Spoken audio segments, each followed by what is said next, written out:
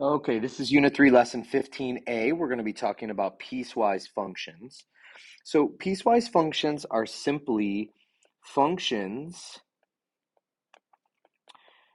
that are made up of other smaller functions. Technically pieces of functions, which is why they're called piecewise functions. So imagine you had this situation where I asked you to graph all three of these functions. They're all on restricted domains. And so what we want to do here is we want to go ahead and graph these. I'm going to pause the video. I'm going to graph all three of these. That involves making the tables. I'm not actually going to write the tables down because you guys know how to do that stuff. So I'm going to pause the video. I'm going to graph all three functions. You should do exactly the same. Only graph them over the restricted domain that's given. Okay, so here are these functions graphed over their individual restricted domains. Okay, so you've got the red one here, you've got the blue one, you've got the green one. This is what they should look like. Make sure that your graphs match mine.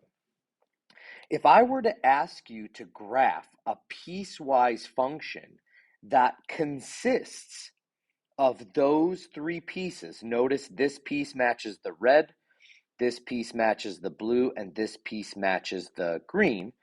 What I would do is I would actually take these three functions and I would just put them all on the same graph.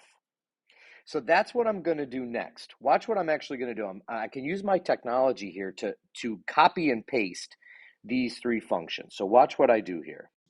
Okay, so using the technology of my iPad here, I was actually able to duplicate.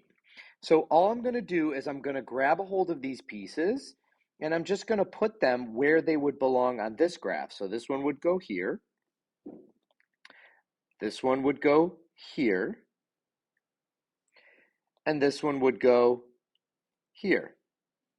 So all I did was I put all three of these functions in the exact same places on a single graph.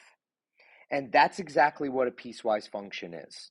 So I have this piece, I have the blue piece, and I have the green piece. Now I have one function.